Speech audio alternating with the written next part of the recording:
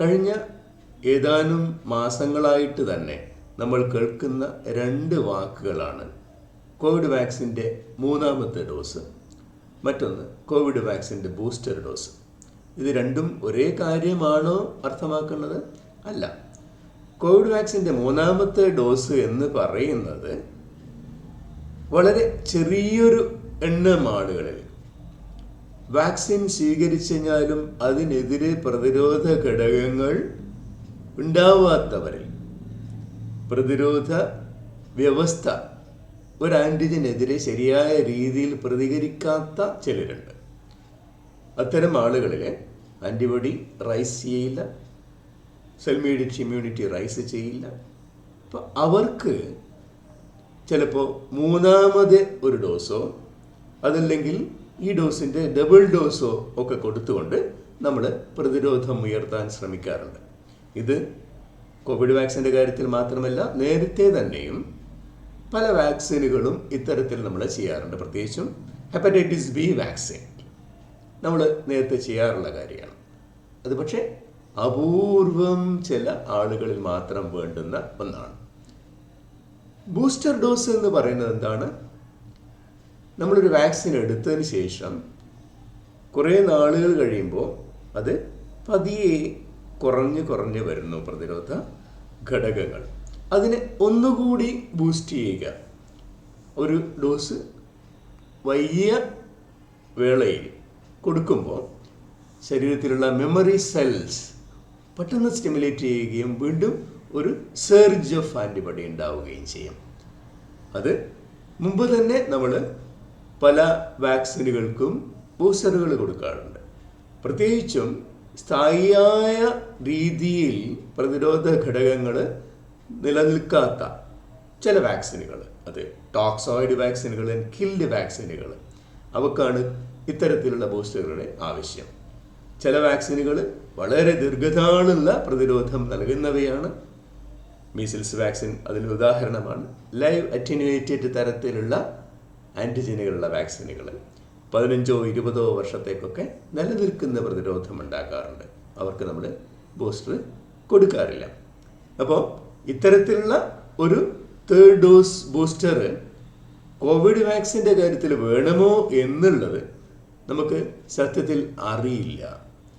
എന്തുകൊണ്ടാണ് അത് നമ്മൾക്ക് അറിയാത്തത്? നമ്മൾ ഏത് ആൻറ്റിജനും നമ്മുടെ ബോഡിയിൽ കടന്നു കഴിഞ്ഞാൽ പ്രതിരോധ ഘടകങ്ങൾ ആദ്യം ഹ്യൂമോറൽ ആൻറ്റിബോഡീസ് ആണ്. അത് IgM ഫോളോഡ് ബൈ IgG. അതൊരു വേവായിട്ട് 2 ആഴ്ച കൂടുമ്പം കൂടിത്തുടങ്ങി 6 ആഴ്ചയോ അതിൽ കൂടുതലോ ആകുമ്പോഴത്തേക്ക് വളരെ ലെവലിൽ കൂടുകയും 12 ആഴ്ചയൊക്കെ ആകുമ്പോഴത്തേക്ക് പീക്ക് എത്തുകയും ആ പീക്ക് ഏതാനും മാസങ്ങളോ വർഷങ്ങളോ നിലനിൽക്കുകയും ചെയ്യുക. അതാണ് അതിൻ്റെ പതിവ്. അതോടൊപ്പം തന്നെ സെൽ മീഡിയേറ്റഡ് ഇമ്മ്യൂണിറ്റി എന്നുള്ള ഒരു കാര്യത്തിനെയും കൂടി നമ്മൾ ഉത്തേജിപ്പിക്കപ്പെടുന്നുണ്ട്. നമ്മൾ ഈ കോവിഡ് വാക്സിൻ എടുത്തതിന് ശേഷം ഈ ആൻറ്റിബോഡി ലെവൽ മാത്രം അളന്നു നോക്കുകയും അത് 5 മാസം കഴിഞ്ഞു കഴിഞ്ഞാൽ പതിയെ താണു പോയി 8-9 മാസം കഴിയുമ്പോഴത്തേക്ക് തീരെ ഇല്ലാതെയാവുകയും ചെയ്യുന്നുവെന്ന് കണ്ടെത്തിക്കൊണ്ട് ലോകം മുഴുവനും ഒരു ശാസ്ത്ര സമൂഹത്തിനൊരു സംശയം, ഈ പ്രതിരോധ ഘടകങ്ങൾ താണു പോകുമ്പോൾ വീണ്ടും രോഗത്തിന് അടിപെടാനുള്ള സാധ്യതയില്ലേ എന്നുള്ളത്. മറ്റു പല പഠനങ്ങളും പക്ഷേ സ്ഥായിയായി നിൽക്കുന്ന പ്രതിരോധം ഈ പറയുന്ന വേവിനെ കൊണ്ടല്ല, ന്യൂട്രലൈസിങ് ആൻറ്റിബോഡി എന്ന് പറഞ്ഞ ഒരു വിഭാഗം അത് കുറച്ച് വൈകി ഉണ്ടാവുകയും കുറച്ച് നാളത്തേക്ക് സ്ഥായിയായി നിൽക്കുകയും ചെയ്യുന്നു. അതുപോലെ തന്നെ സെൽ മീഡിയേറ്റഡ് ഇമ്മ്യൂണിറ്റി, അതും ഒരുപാട് കാലത്തേക്ക് നിൽക്കാൻ സാധ്യതയുള്ള കാര്യമാണ്. ഇത് രണ്ടും നമ്മൾ മെഷർ ചെയ്ത് നോക്കുന്നില്ല. അതിന് പ്രാധാന്യം കൊടുക്കാതെ ഈ താണുപോകുന്ന ആൻറ്റിബോഡി മാത്രം നോക്കിക്കൊണ്ടാണ് നമ്മൾ പല തീരുമാനങ്ങളും ഇതുവരെ ഈ കാലഘട്ടത്തിൽ എടുത്തിരിക്കുന്നത്. അതിൽ വളരെ എടുത്തു പറയേണ്ടുന്ന ഒന്ന്, രോഗം ബാധിച്ചവർക്കും പോസിറ്റീവായവർക്കും രോഗം മാറിയവർക്കും 3 മാസം കഴിഞ്ഞ് വാക്സിനേഷൻ എടുക്കണം എന്ന് പറയുന്ന ഒരു കാര്യം. അതിൻ്റെ വാദമായിട്ട് പറയുന്നത് അങ്ങനെയുള്ളവർക്ക് എടുത്തു കഴിഞ്ഞാൽ very high peak of antibody ഉണ്ടാവും, പക്ഷേ ആ ആൻറ്റിബോഡിയും ഏതാനും നാൾ കഴിയുമ്പോൾ പോകും. അപ്പം ഈ ഒരു വാദവും ഈ ഒരു തീരുമാനവും ശരിയാണോ എന്നുള്ളത് ഇപ്പോഴും അത്രയും ഉറപ്പില്ല. രോഗം മാറിയത് ആളുകൾക്ക് 3 മാസം കഴിയുമ്പോൾ വാക്സിൻ എടുത്ത് തന്നെയാണ് ചെയ്യേണ്ടത് എന്നുള്ളത്. രണ്ടാമത്തെ കാര്യം, ഈ വാക്സിൻ എടുത്ത് കുറച്ച് നാൾ കഴിയുമ്പോൾ താഴത്തേക്ക് പോകുന്നു എന്ന് പറയുമ്പോൾ ആരോഗ്യ പ്രവർത്തകർക്ക് വീണ്ടും വാക്സിനേഷൻ വേണ്ടേ എന്നുള്ള മുറവിളി. അപ്പോഴും ഈ സെൽ മീഡിയേറ്റഡ് ഇമ്മ്യൂണിറ്റി, ഈ പറഞ്ഞ ന്യൂട്രലൈസിങ് ആൻറ്റിബോഡി, അതുകൊണ്ട് നിൽക്കുന്ന കുറേയും കൂടി സ്ഥായിയായ പ്രതിരോധത്തെ ആരും വില കൽപ്പിക്കുന്നതേ ഇല്ല.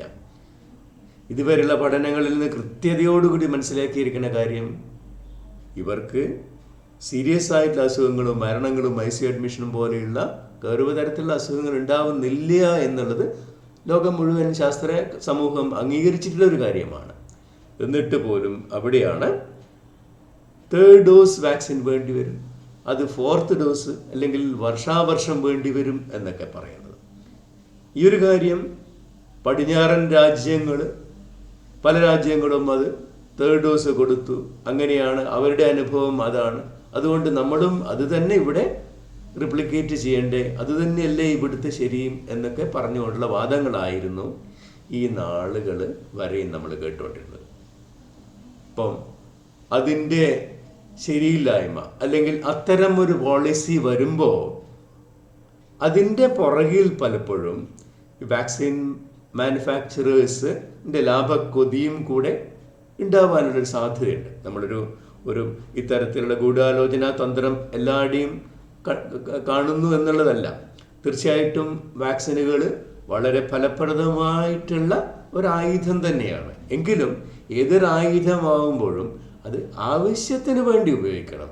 അതിലും അപ്പുറം അതിന് ആവശ്യകത വേണ്ടാത്തടത്തും കൂടി വേണമെന്നൊക്കെ പറയുമ്പോൾ നമ്മളതിന് ചോദ്യം ചെയ്യേണ്ടതുണ്ട്. ഏറ്റവും ഒടുവിൽ വന്നിരിക്കുന്ന ഒരു കാര്യം ഒമിക്രോൺ വന്നതോടുകൂടിയാണ്. ഒമിക്രോൺ വന്നു എന്ന് പറയുന്നതിന് മുമ്പേ, കേൾക്കുന്നതിന് മുമ്പേ വന്നിരിക്കുന്ന ഒരു അവകാശവാദമാണ് ഒമിക്രോൺ പകർച്ചാ സാധ്യത ഏറെ കൂടുതലുള്ളതാണ്. ഒമിക്രോണിന് 52 മ്യൂട്ടേഷനുകളുണ്ട്. അതിൻ്റെ രോഗത്തിൻ്റെ സിവിയറിറ്റി കൂടിയേക്കാം. ഏറ്റവും കൂടുതൽ പറഞ്ഞു കേട്ടിട്ടുള്ള കാര്യം, ഈ വാക്സിനുകളെ ഇവൈഡ് ചെയ്യും, അതിനെ അതിജീവിക്കാനുള്ള സാധ്യതയുണ്ട്. കാരണം സ്പൈക്ക് പ്രോട്ടീൻ്റെ മുകളിൽ 32 മ്യൂട്ടേഷൻ ഉണ്ട്. അതിലേറ്റവും പ്രാധാന്യമുള്ള റിസപ്റ്റർ ബൈൻഡിങ് ഡൊമൈൻ 10 മ്യൂട്ടേഷൻ ഉണ്ട്. അത്തരത്തിലുള്ള കാര്യങ്ങളിൽ ഈ പറയുന്ന വാക്സിനുകൾ വർക്ക് ചെയ്യില്ല. അതിനെ മറികടക്കാൻ ഒരു 3rd ഡോസ് വാക്സിൻ കൊടുത്ത് പീക്ക് ഓഫ് ആൻറ്റിബോഡി ഉണ്ടാക്കിയാൽ അതിനെ മറികടക്കാം. ഈ ഒമിക്രോൺ വന്നിട്ട് ലോകാരോഗ്യ സംഘടന 26 നവംബറിൽ ഡിക്ലെയർ ചെയ്തു. ഒരാഴ്ചക്കിപ്പുറം ഇത്തരം അവകാശവാദങ്ങൾ പൊന്തി വരികയാണ്. നമ്മൾ വളരെ സൂക്ഷ്മതയോടുകൂടി ഈ പറയുന്ന അവകാശവാദങ്ങൾ ശ്രദ്ധിക്കേണ്ടിയിരിക്കുന്നു. അതോടൊപ്പം ഇന്ത്യയിലെ 3 ലക്ഷം വരുന്ന IMA അംഗങ്ങളുള്ള IMA ആരോഗ്യ പ്രവർത്തകർക്ക് ഒരു 3ാമത്തെ ഡോസ് ഏറ്റവും കൂടുതൽ വേഗതയിൽ നേരത്തെ തന്നെ തീരുമാനിക്കണം എന്നും കൂടി പറയുകയാണ്. ഇതിന് മറ്റൊരു പ്രത്യാഘാതമാണുള്ളത്. ഒന്ന്, ഇത് ശരിയാണോ, ഇത് പ്രവർത്തിക്കുമോ എന്നുള്ളതിനെക്കുറിച്ചൊന്നും കൃത്യമായിട്ടുള്ള ധാരണ വരുന്നതിന് മുമ്പ് തന്നെ അതിനെ അംഗീകരിച്ചു കൊടുക്കുകയാണ്. 3 ലക്ഷം അടങ്ങുന്ന ഇന്ത്യയിൽ ഏറ്റവും അറിവുള്ള ഈ ഒരു ആരോഗ്യ മേഖലയിലുള്ളവർ പറയുകയാണ് ഈ വാക്സിൻ വേണമെന്ന്. അത് പരോക്ഷമായിട്ട് ഈ വാക്സിൻ കമ്പനികളെ ഒരു സഹായിക്കുന്ന രീതിയിലേക്കായി മാറുകയാണ്. ഇത് പ്രവർത്തിക്കുമോ ഇല്ലയോ എന്ന് പോലും നിശ്ചയമില്ലാത്തടത്ത് അതിനെ എൻഡോസ് ചെയ്യുന്നത്. അപ്പോൾ എന്തുകൊണ്ട് അങ്ങനെ പറഞ്ഞുകൂടാ എന്നുള്ളൊരു ചോദ്യം. ഈ വാക്സിൻ ഇവിടെ ഫലപ്രദമായി വർക്ക് ചെയ്യും എന്നുള്ളതിന് ഇതുവരെ തെളിവില്ല. അപ്പോൾ പല കാര്യങ്ങളും ഇവിടെ ഒമിക്രോൺ വന്നപ്പോൾ ഊഹാപോഹങ്ങൾ തന്നെയാണ്. ഇതിൽ നമ്മൾ നവംബർ 26 ലോകാരോഗ്യ സംഘടനയുടെ ഡിക്ലറേഷനെ കുറിച്ച് തന്നെ ഇപ്പോൾ വിവാദമുണ്ട്. ഇത് ഈ ഒരു പരിഭ്രാന്തി സൃഷ്ടിക്കുന്ന രീതിയിൽ ലോകാരോഗ്യ സംഘടന ഇത് പറഞ്ഞതിൻ്റെ അതിൻ്റെ ഒരുപാട് കോൺസിക്വൻസസും വിമർശനങ്ങൾ ഉണ്ട്. അതിൽ പറയുന്നതിൻ്റെ കാര്യമുണ്ട് താനും. മ്യൂട്ടേഷൻ്റെ 52 മ്യൂട്ടേഷൻ എന്ന് കേൾക്കുമ്പോഴത്തേക്ക് അത് സ്പൈക്ക് പ്രോട്ടീൻ്റെ മുകളിലാണെന്ന് കേൾക്കുമ്പോഴത്തേക്കല്ല, അത് റിസപ്റ്റർ ഡൊമൈനിലാണ് കേൾക്കുമ്പോഴത്തേക്ക് തീർച്ചയായിട്ടും അതേക്കുറിച്ചൊക്കെ വേവലാതി ഉണ്ടാവാം. അത് തീർച്ചയായിട്ടും അതിനെക്കുറിച്ച് നമ്മൾ വി ഷുഡ് ബി വിജിലൻറ്റ്. പക്ഷെ ആ വിജിലൻസിനെ അതൊരു പ്രവൃത്തി പദത്തിലേക്ക് ട്രാൻസ്ലേറ്റ് ചെയ്യുമ്പോൾ ഒന്നുകൂടി കോഷ്യസ് ആവേണ്ടതുണ്ട്. ഈ ഒരു രോഗാണുവിലെ മാറ്റങ്ങൾ, പ്രത്യേകിച്ചും ജനിതക ഘടകങ്ങളിലെ മാറ്റങ്ങൾ മാത്രം വെച്ചുകൊണ്ട് അത് ഒരു ഹോസ്റ്റൽ ഒരു രോഗിയിൽ അതെങ്ങനെ പ്രതിഫലിക്കും, അതൊരു പബ്ലിക്കിലേക്ക് ചെല്ലുമ്പം അത് ഏത് രീതിയിലായിരിക്കും അത് ബിഹേവ് ചെയ്യുക എന്നതിനെക്കുറിച്ചൊന്നും വ്യക്തമായ ധാരണ ഉണ്ടാവുന്നതിന് മുമ്പേ പരിഭ്രാന്തി പരത്തുന്ന രീതിയിലാവുമ്പോൾ അത് ദുരവ്യാപകമായിട്ടുള്ള ഒരുപാട് പ്രശ്നങ്ങൾക്കും കൂടി വഴിവെക്കുന്നുണ്ട് എന്നുള്ള കാര്യം. അപ്പോൾ ഈ 3 കാര്യങ്ങളാണ് ഒമിക്രോൺ വരുമ്പോൾ നമ്മൾ ഭയപ്പെടുന്നത്. ഒന്ന്, ഇത്രയും വലിയ മ്യൂട്ടേഷൻ ഉണ്ടാകുമ്പോൾ അതിൻ്റെ ട്രാൻസ്മിസിബിലിറ്റി കൂടുതൽ, അതിൻ്റെ സിവിയറിറ്റി ഓഫ് ദി ഇൽനെസ്. മൂന്നാമത്തത് കാര്യം, ഇതുവരെ ഉണ്ടായിരുന്ന പ്രതിരോധ ഘടകങ്ങൾ ഇതിനെതിരെ വർക്ക് ചെയ്യില്ല. ഇതിൽ ട്രാൻസ്മിസിബിലിറ്റി കൂടുതൽ ഉണ്ട് എന്നുള്ളതാണ് ഏകദേശം അനുഭവങ്ങൾ. അതേസമയം ഇതിൻ്റെ രോഗത്തിൻ്റെ തീവ്രത ഇതുവരെയുള്ള അനുഭവത്തിൽ വെച്ചിട്ട് ഏറെയൊന്നും കൂടുതലല്ല എന്നും, അതുപോലെ തന്നെ ഇത് ആൻറ്റിബോഡി വാക്സിനെ ഇവേഡ് ചെയ്യും എന്നുള്ളതിനും വലിയ തെളിവുകളൊന്നുമില്ല. ഒരു പക്ഷേ ഇത്രയേറെ ട്രാൻസ്മിസിബിലിറ്റി ഉള്ള ഒരു രോഗമാണ് R010, അതല്ലെങ്കിൽ ഡെൽറ്റയുടെ 3 ഇരട്ടി പകർച്ചാ സാധ്യതയുണ്ട്. അത്തരം പകർച്ചാ സാധ്യത ഏറെയുള്ള ഒരു രോഗമാണ് വളരെ തീവ്രത കുറഞ്ഞ അസുഖമാണ് ഉണ്ടാക്കുന്നതെങ്കിൽ ഒരു പക്ഷെ അത് നല്ലതിനായിരിക്കാം. വാക്സിന് 1% തൊട്ട് 5% വരെ കവറേജ് ഉള്ള ആഫ്രിക്കൻ ഉപഭൂഖണ്ഡത്തിലേക്ക് ചിലപ്പം അവരിലേക്ക് ഏറ്റവും എളുപ്പത്തിൽ വായുവിലൂടെ പകർന്നെത്തുന്ന ഒരു ലൈവ് അറ്റന്യൂവേറ്റഡ് വാക്സിൻ എന്ന രീതിയിൽ അത് പ്രവർത്തിക്കാൻ സാധ്യതയുണ്ട്. അത് നല്ലൊരു ഹോപ്പാണ്, ഒരു ഡ്രീമാണെന്ന് പറയാം. നമ്മൾ അത്രയും ലാഘവ ബുദ്ധിയോടെ അതിനെ കാണണ്ട. നമ്മളെല്ലാ തയ്യാറെടുപ്പുകളുമായിട്ട് തന്നെ മുമ്പോട്ടേക്ക് പോകണം. Covid appropriate behaviour, genetic sequencing, നമ്മൾ മറ്റ് എല്ലാ രീതികളും നമ്മൾ അനുവർത്തിക്കുക തന്നെ ചെയ്യണം. അതിൽ യാതൊരു സംശയവുമില്ല. പക്ഷേ ഇവിടെ വരുന്നത് മറ്റൊരു അവകാശവാദമാണ്. ഈ പറയുന്ന രോഗാണു നമ്മുടെ പ്രതിരോധത്തെ അതിജീവിക്കും, അതിനു വേണ്ടി ഒരു 3ാമത്തെ ഡോസ് കൊടുത്താൽ അതിന് പരിഹാരമാവുമെന്നുള്ള വളരെ ഇത്തിരി നേരത്തെ കൂടിയിട്ടുള്ള ഈ ഒരു പ്രചരണം, അതിൻ്റെ പുറകിൽ കച്ചവട കണ്ണുകളുണ്ടോ എന്ന് നമ്മൾ സംശയിക്കേണ്ടിയിരിക്കുന്നു. ഇത് ഗൂഢാലോചന സിദ്ധാന്തമല്ല.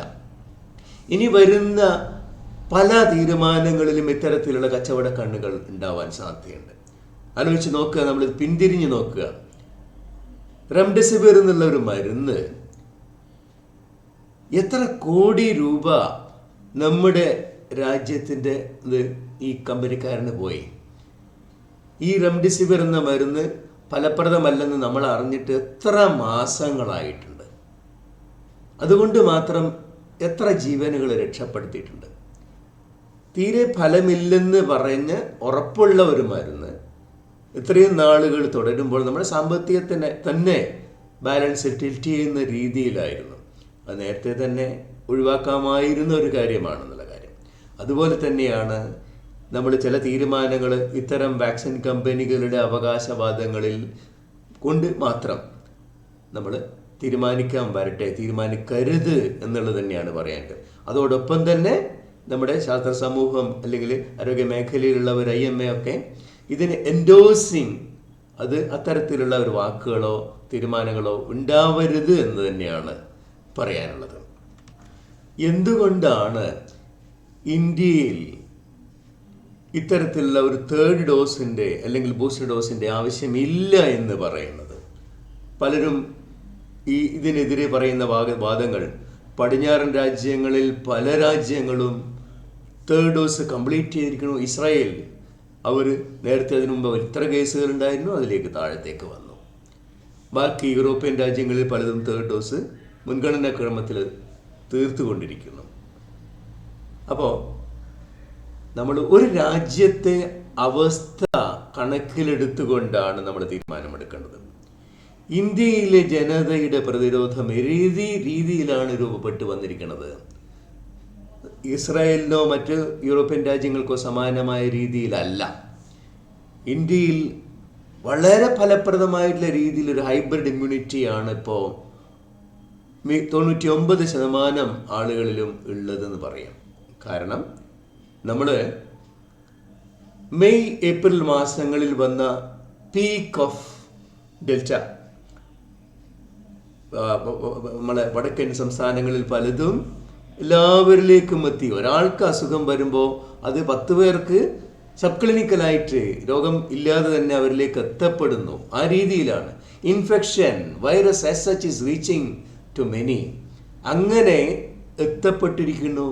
അപ്പോൾ ഡൽഹിയിൽ 97% സീറോ പ്രിവാലൻസ് പോസിറ്റീവ് മീൻസ് അവരിൽ ഈ രോഗാണു എത്തിയിട്ടുണ്ട്. അതുപോലെ നമ്മുടെ കേരളത്തിൽ ഇപ്പോൾ 83% ആളുകളിലേക്കും സീറോ പ്രിവാലൻസ് എത്തിയിരിക്കണം. അതിൽ ഇൻഫെക്ഷൻ കൊണ്ടാണ് കൂടുതൽ. വാക്സിൻ നമുക്കറിയാം 82% ആളുകളിൽ സിംഗിൾ ഡോസും 42% ഡബിൾ ഡോസുമായിട്ടുണ്ട്. ഈ പീക്ക് ഓഫ് വേവിന് ശേഷം വാക്സിൻ എടുക്കുമ്പോൾ വളരെ ഫലപ്രദമായ രീതിയിലാണ് പ്രതിരോധം രൂപപ്പെടുന്നത്. ഇസ്രയേലിലോ മറ്റ് രാജ്യങ്ങളിലോ ഇത്തരത്തിലുള്ള രീതിയിലല്ല. വാക്സിൻ കൊണ്ടാണ്. അവർ ഡിസംബർ 2020 തുടങ്ങിയിരിക്കുന്ന വാക്സിനേഷൻ ജൂൺ ആകുമ്പോഴത്തേക്കും അവർ മുഴുവൻ ആളുകളെ വാക്സിനേറ്റ് ചെയ്തു. ആ രീതിയിലുള്ള വാക്സിനേഷനേക്കാളും എത്രയോ മെച്ചമായ രീതിയിലാണ് നമ്മുടെ ആളുകളുടെ പ്രതിരോധം. ഈ hybrid immunity is much better than vaccine induced immunity. അതുകൊണ്ട് തന്നെ നമുക്ക് പ്രതിരോധം ഉണ്ട് എന്ന് തന്നെ പറയണം. ഇപ്പോൾ ഒമിക്രോൺ വന്നു കഴിഞ്ഞ് കഴിഞ്ഞാൽ ഇതിനെയൊക്കെ അതിജീവിച്ചുകൊണ്ട് ഒരു വേവ് ഉണ്ടാവുന്നു, മരണത്തിൻ്റെ ഒരു താണ്ഡവം ഉണ്ടാവുന്നു എന്ന് പറയാൻ മിക്കവാറും അതിൻ്റെ സാധ്യത വളരെ കുറവാണ്. കാരണം ഇതുവരെയുള്ള വേരിയൻസ് ഡെൽറ്റ പ്ലസ് വന്നിരിക്കുന്നു, ബീറ്റ വന്നിരിക്കുന്നു, ഗാമ വന്നിരിക്കുന്നു. അതൊന്നും ഇത്തരത്തിലുള്ള രീതിയിലേക്ക് വലിയ ഗൗരവതരത്തിൽ പോയിട്ടില്ല.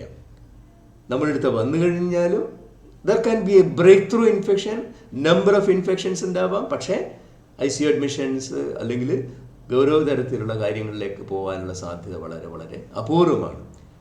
അപ്പം ഇതൊന്നും നമ്മൾ നേരത്തെ കണ്ടുകൊണ്ട് അത് പ്രവചിക്കുക എന്നുള്ളത്, ആ പ്രവചനങ്ങളാണ് നമ്മൾ പലപ്പോഴും ഇവിടെ അനാവശ്യമായ പ്രവചനങ്ങളാണ് നടത്തിക്കൊണ്ടിരിക്കുന്നത്. പ്രവചനങ്ങളാവാം, അത് ഒരു പരിധിക്കും അപ്പുറം പ്രത്യാഘാതങ്ങളുള്ള, രാജ്യത്തിൻ്റെ സമ്പദ് വ്യവസ്ഥയെ തന്നെ ബാധിക്കുന്ന രീതിയിലുള്ള, ഒരു ജനതയെ തന്നെ പരിഭ്രാന്തിപ്പെടുത്തുന്ന തരത്തിലുള്ള, ഒരുപാട് പേരുടെ ജീവിതത്തെ ബാധിക്കുന്ന രീതിയിലുള്ള തീരുമാനങ്ങളിലേക്ക് നയിക്കുന്ന പ്രവചനങ്ങൾ. ഇവിടെ ലോക്ക്ഡൗൺ വേണം, ഇവിടെ ജനങ്ങളെ അടച്ചുപൂട്ടിയിടണം എന്നൊക്കെ തരത്തിലുള്ള പ്രത്യാഘാതങ്ങൾ ഉണ്ടാകുന്ന പ്രവചനങ്ങൾ തീർച്ചയായിട്ടും അതൊന്നും പറയാറായിട്ടില്ല. വളരെ ചെറിയൊരു നാളുകൾ കൊണ്ട് ഒരു രോഗാണു ഏത് തരത്തിലാണ് പെരുമാറുന്നതെന്ന് അറിയുന്നതിന് മുമ്പ് തന്നെ ഇത്തരത്തിലുള്ള പ്രവചനങ്ങളും അതുപോലെ തന്നെ അവകാശവാദങ്ങൾക്ക് നമുക്ക് വഴിവിട്ട് നമ്മൾ അതിലേക്ക് പോവുകയൊക്കെ ചെയ്യുന്ന തീരുമാനങ്ങൾ തീർച്ചയായിട്ടും വി ഷുഡ് റിഫ്രെയിൻ ഫ്രം. അത് എക്സ്പേർട്സ് ആയിക്കോട്ടെ, ഏത് മേഖലയിലുള്ളവരായിക്കോട്ടെ, ഈ ഒമിക്രോണിൻ്റെ കാര്യത്തിലായിക്കോട്ടെ, അതല്ല ഈ ഇമ്മ്യൂണിറ്റി വെയിൻ ചെയ്ത് പോകുന്നു എന്നുള്ള കാര്യത്തിലായിക്കോട്ടെ, അത് ആരോഗ്യ പ്രവർത്തകർക്കും ഇവിടെ ഈ ഒരു 3ാമത്തെ ഡോസിൻ്റെ ആവശ്യം ഇല്ല, ബൂസ്റ്ററിൻ്റെ ആവശ്യം ഇല്ല എന്നുള്ളത് തന്നെയാണ്. എന്തുകൊണ്ടാണ് ആരോഗ്യ പ്രവർത്തകർക്ക് പോലും ഇതിൻ്റെ ആവശ്യമില്ല എന്ന് പറയുന്നത്? അപ്പോൾ അതിനൊരു വിയോജിപ്പ് തോന്നാം. ആരോഗ്യ പ്രവർത്തകരല്ലേ ഇനി ഒരു വേവ് വരുമ്പം ഇവരെ മുൻനിരയിൽ നിന്നുകൊണ്ട് രക്ഷിക്കേണ്ടത്? അപ്പോൾ ഇവർക്ക് രോഗം വന്നോട്ടെ എന്നാണോ? അല്ല. സത്യത്തിൽ പറഞ്ഞാൽ അത് രണ്ട് വാദങ്ങളുണ്ട്. ഈ ആരോഗ്യ പ്രവർത്തകർ വാക്സിൻ എടുത്തു കഴിഞ്ഞു കഴിഞ്ഞാൽ they are getting repeated exposure to the organisms. നമ്മൾ ഇത് പണ്ടും അറിയാവുന്നതാണ്. ഹെപ്പറ്റൈറ്റിസ് ബി നമ്മൾ 3 ഡോസ് എടുക്കാറുള്ളൂ. 3 ഡോസ് എടുത്തു കഴിഞ്ഞ് പിന്നെ ബൂസ്റ്ററിൻ്റെ ആവശ്യമില്ല. കാരണം അത്രയും ഇൻഫെക്റ്റീവായിട്ടുള്ളൊരു ഓർഗാനിസമാണ്. നമ്മൾ പലപ്പോഴും നീഡിൽ പ്രിക്സ് കിട്ടിക്കൊണ്ടേയിരിക്കുന്നു. അപ്പോൾ ഓരോ തവണയും നമ്മൾ ഈ റിപ്പീറ്റഡ് എക്സ്പോഷർ ഉണ്ടാവുന്നത് കൊണ്ട് ബൂസ്റ്റർ ഡോസിൻ്റെ ആവശ്യമില്ല. അതുപോലെ തന്നെയാണ് കോവിഡിൻ്റെ കാര്യവും. ഈ കോവിഡ് വാക്സിൻ എടുത്തവർക്ക് വളരെ ചെറിയ തോതിൽ എക്സ്പോഷർ ഉണ്ടാകുമ്പോൾ സസ്റ്റെയിൻഡ് ആയിട്ടൊരു ഇമ്മ്യൂണിറ്റിക്ക് സാധ്യതയുണ്ട്. അപ്പോൾ തിരികെയുള്ള വാദം അങ്ങനെയല്ല. ഇവർ ICUവിൽ അഡ്മിറ്റ് ചെയ്ത് കിടക്കുന്ന വളരെ സീരിയസ് ആയിട്ടുള്ള ആളുകളെ കാണുന്നു. വൈറൽ ലോഡ് വളരെ കൂടുതലായിട്ടുള്ള ആൾക്കാർക്ക് എക്സ്പോഷർ ഉണ്ടാകുമ്പോൾ അവർക്ക് അടിപെടാനുള്ള സാധ്യതയുണ്ട്. ഇല്ല, ഈ പറഞ്ഞ കാര്യത്തിലും പ്രതിരോധം ഉണ്ടാവും. അല്ലാതെ അവിടെ അവനെ ഓവർവം ചെയ്യാൻ മാത്രമുള്ളൊരു നമ്പർ കൊണ്ട്, കാരണം അത്തരത്തിലുള്ള ഒരു സാഹചര്യത്തിലൂടെ തന്നെയാണ് പോകുന്നത്. അപ്പം എന്തുകൊണ്ടും വാക്സിൻ എടുത്ത ആരോഗ്യ പ്രവർത്തകർക്ക് വീണ്ടും ഒരു 3rd ഡോസിൻ്റെ ആവശ്യമില്ല. They will have protection against severe illness, ICU admissions and the worst of the situation, because neutralizing antibody will last for more duration. Cell-mediated immunity will be there. So our priority should be to give the coverage to the people who didn't have the chance of getting the vaccines. 2 ഡോസും എടുക്കാത്തവരിലേക്ക് vaccine എത്തിക്കുക. പ്രായക്കൂടുതലുള്ളവരിൽ vaccine എടുക്കാത്തവരുണ്ടെങ്കിൽ അവർക്ക് എത്തിക്കുക. അപ്പോൾ ഇത്തിരി നാൾ കഴിയട്ടെ, ഇതിൻ്റെ picture ഒന്നുകൂടി clear ആവട്ടെ. അതിനു മുമ്പ് ചാടിക്കാരി 3rd ഡോസ് വേണം എന്നുള്ള ഒരു മുറവിളിക്ക് യാതൊരു തരത്തിലുള്ള ന്യായീകരണമില്ല. അത് ഡോക്ടർമാരുടെ വശത്ത് നിന്നായിക്കഴിഞ്ഞാലും ആരോഗ്യ പ്രവർത്തകരുടെ വശത്ത് നിന്നായിക്കഴിഞ്ഞാലും. ഡോക്ടർമാർ 3 ലക്ഷമാണ്, ആരോഗ്യ പ്രവർത്തകർ 2%, 2-2.5 കോടി ആളുകളാണ്. അവർക്കൊക്കെ ഒരു ഡോസ് വാക്സിൻ കൊടുക്കുന്നതിന് ബുദ്ധിമുട്ടുണ്ടായിട്ടില്ല. രണ്ടാമത്തെ കാര്യം, അഥവാ ഇത്തരത്തിലുള്ള കാര്യം ആവശ്യമാണെന്ന് പറയുകയാണെങ്കിൽ നേരത്തെ തന്നെ കയറി ഒരു ഡോസ് കൊടുത്തിട്ട് പ്രതിരോധ ശേഷി ഉണ്ടാക്കാൻ ഏതാനും നാളുകൾ ഇവിടെ വേണ്ട ആവശ്യമില്ല. 2 ഡോസ് സ്വീകരിച്ചവർക്ക് 1 ഡോസ് കൊടുക്കാൻ ചിലപ്പോൾ 1 ദിവസം മതിയാവും. കേരളത്തിൽ പ്രധാനമന്ത്രിജിയുടെ വാക്സിൻ അത് ബർത്ത്ഡേയിൽ 2.5 കോടിയോളം ആളുകൾക്ക് 1 ദിവസം വാക്സിൻ കൊടുത്തു. അപ്പോൾ ഇവിടെ ഇത്രയും ആളുകൾക്കും ഇതേ രീതിയിൽ കൊടുക്കാം വാക്സിൻ. ആ വാക്സിൻ കൊടുത്തു കഴിഞ്ഞാൽ ഏറെ നാളുകളൊന്നും വേണ്ട, വിത്തിൻ 1 വീക്ക് അവരിൽ ആൻറ്റിബോഡി പീക്ക് എത്തും. ഈ പീക്ക് ഈ പറഞ്ഞ ഒമിക്രോണിനെ പ്രൊട്ടക്റ്റ് ചെയ്യുമോ ഇല്ലയോ എന്നുള്ളത് ഇപ്പം ഈ സാഹചര്യത്തിൽ ഉറപ്പില്ല. അത്തരം ഒരുറപ്പ് കിട്ടുകയാണെങ്കിൽ വരും നാളുകളിൽ ഇത്തരത്തിലുള്ള ഒരു പീക്ക് ഒമിക്രോണിനെതിരെ വർക്ക് ചെയ്യും എങ്കിൽ തീർച്ചയായിട്ടും നമ്മൾ അപ്പോൾ വാക്സിൻ കൊടുക്കാം. ആരോഗ്യ പ്രവർത്തകർക്കായിരിക്കണം ആദ്യം കൊടുക്കുന്നത് എന്നുള്ള കാര്യത്തിൽ തർക്കമില്ല. പ്രായക്കൂടുതലുള്ളവർക്ക് കൊടുക്കണം എന്നുള്ള കാര്യത്തിൽ തർക്കമില്ല. ഏതിലാണ് വിയോജിപ്പ്? It's too early to decide about the vaccine. രണ്ടാമത്തെ കാര്യം, എന്തിനും ഏതിനും ഉത്തരം വാക്സിനുകളാണ് എന്ന് പറയുന്ന കാര്യത്തോടും യോജിപ്പില്ല. അതുപോലെ തന്നെ മറ്റൊരു വിഷയമാണ്, വാക്സിൻ എടുത്തതിന് ശേഷമേ എൻ്റെ കുട്ടിയെ സ്കൂളിൽ പറഞ്ഞയക്കുള്ളൂ. സ്കൂളിൽ പോകുന്ന കുട്ടികൾക്കുള്ള വാക്സിൻ്റെ സേഫ്റ്റിയെക്കുറിച്ച് മറ്റൊരവസരത്തിൽ പറയാം. കഴിയുന്നതും ഒറ്റ വാക്ക് മാത്രം, ഇത്തരത്തിലുള്ള കാര്യത്തിൽ കാത്തു നിൽക്കാതെ കുട്ടികളെ ഏറ്റവും നേരത്തെ സ്കൂളിലേക്ക് പറഞ്ഞയക്കുക എന്ന് പറഞ്ഞ് അവസാനിപ്പിക്കാം. നന്ദി.